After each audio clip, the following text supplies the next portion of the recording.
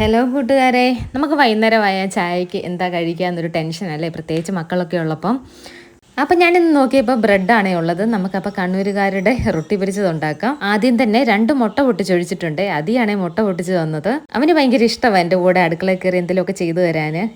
പിന്നെ അവരുടെ ശ്രദ്ധയൊന്ന് മാറ്റാൻ വേണ്ടി 2 മുട്ടയിൽ 2 മുഖങ്ങൾ ഞാൻ വരച്ചു കൊടുത്തിട്ടുണ്ട്. ഇനി അവരതുകൊണ്ട് കളിച്ചോളൂ. നമുക്ക് നമ്മുടെ പണിയിലേക്ക് പോവാം. ഒരു 6 ബ്രെഡ് പൊരിക്കാൻ വേണ്ടി നമുക്ക് 2 മുട്ട ധാരാളമാണേ.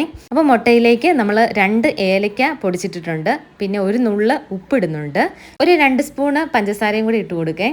ഞാൻ സ്പൂൺ ഉപയോഗിക്കാത്തത് എനിക്ക് കൈക്കണക്കാണ് കേട്ടോ വശം. എനിക്ക് കയ്യിൽ എടുത്തിട്ട് ഇടുമ്പം കറക്റ്റ് അളവ് കിട്ടും. എനിക്ക് സ്പൂണിൽ ഇടുമ്പം ഒന്നെങ്കിൽ കൂടിപ്പോവും അല്ലെങ്കിൽ കുറഞ്ഞു പോവും. അങ്ങനൊരു പ്രശ്നമുണ്ട് കേട്ടോ. അപ്പോൾ കുറച്ച് പാലും കൂടെ ചേർത്തിട്ട് നന്നായിട്ട് മിക്സ് ചെയ്തെടുക്കുക. ഇത് ബ്രെഡ് എടുത്തിട്ടുണ്ട്, ആവശ്യത്തിനുള്ള ബ്രെഡ് എടുത്ത് ഞാൻ ഒരു 5-6 ബ്രെഡ് എടുത്തിട്ടുണ്ട്. അതിങ്ങനെ മുറിച്ചെടുക്കുക. ഇനി അടുപ്പത്തേക്ക് ഫ്രൈ പാൻ വെച്ച് നമുക്ക് പൊരിച്ചെടുക്കാം. നെയ്യിലാണ് നമ്മൾ പൊരിച്ചെടുക്കുന്നത്. എൻ്റെ നെയ്ക്കുപ്പിയുടെ അവസ്ഥ കണ്ടോ, 2 കുപ്പിയും കാലിയായി കേട്ടോ. പിന്നെ ആവശ്യത്തിന് നമുക്ക് ഇപ്പം ഉപയോഗിക്കാനുള്ള നെയ്യ് അതിലുണ്ട്, അത് വെച്ച് നമുക്ക് അഡ്ജസ്റ്റ് ചെയ്യാം. അപ്പം പാനിലേക്ക് ആവശ്യത്തിന് നെയ്യ് ഇങ്ങനെ തൂത്ത് കൊടുക്കുക. ഇനി ബ്രെഡ് മുക്കി പൊരിക്കുക. അപ്പം ഞാൻ ഓരോരോ ബ്രെഡായിട്ട് ഇങ്ങനെ വെച്ച് കൊടുത്തിട്ടുണ്ട്.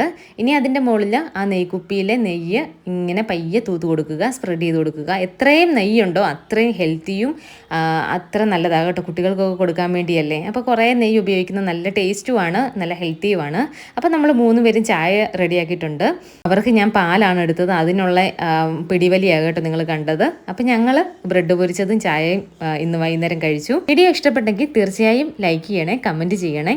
ചാനലൊന്ന് സബ്സ്ക്രൈബ് ചെയ്യണം. പുതിയൊരു വീഡിയോയിലൂടെ കാണാം. ബൈ.